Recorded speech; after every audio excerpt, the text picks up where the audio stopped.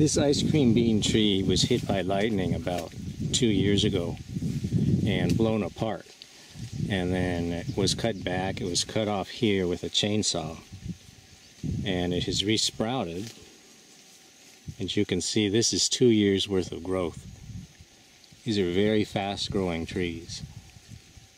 And because of that, they are often used in coffee orchards to provide shade for shade-grown coffee.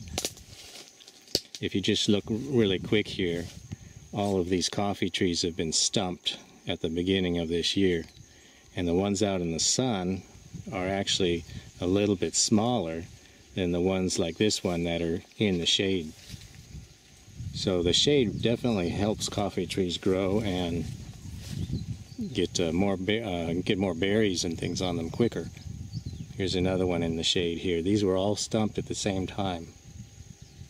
But anyway, the problem with ice cream bean trees, they grow very fast, but they also are very susceptible to storm damage.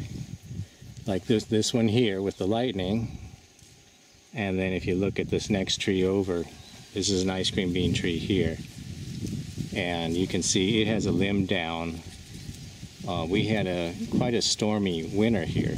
You could call it winter in Hawaii, but we had, during the rainy season, we had several very high wind storms, I guess you could say, and the ice cream bean trees are sticking out like this. They take the brunt of all that wind.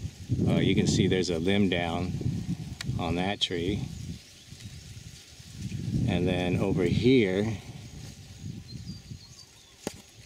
this is another ice cream bean tree. It had all the leaves stripped off it in probably the same storm. And it really never recovered. It's just sitting there. It still doesn't have any leaves on it. And none of these ice cream bean trees have fruit on them this year either, because the storms were just too much. I guess they just were too much strain. But anyway, they're kind of a mixed blessing because they provide shade for shade-grown coffee, but they also are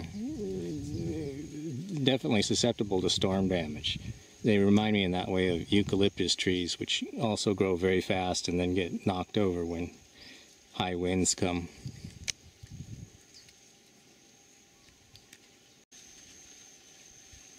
Here's that second ice cream bean tree with the one with the limb down. You can see some of these, how dark it is in here, and some of these coffee trees, how they have really thick foliage, and they already have beans on them. Remember, these were all stumped at the same time. And the ones that are growing the best and the fastest are the ones that are in this dark shade. Unfortunately, the tree itself is still pretty stressed out from that storm. Normally it would have ice cream beans on it by now, but it doesn't seem to have any. It does have some flowers starting to form. That's what you see here. And then here's some that are open.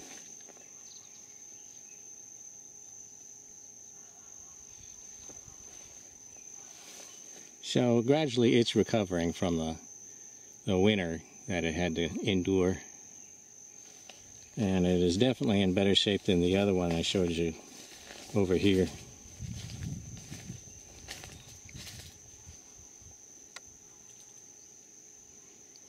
Hopefully that tree will recover too, but I'm not so sure.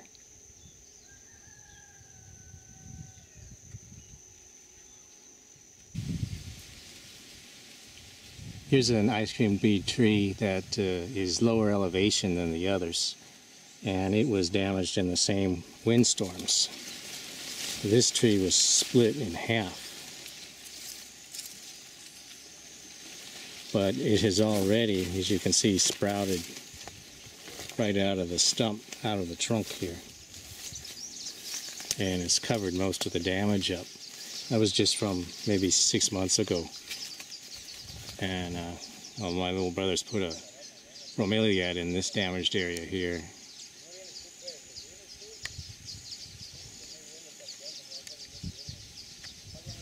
So anyway, this tree was actually split in half by the wind, but it's still doing pretty well now.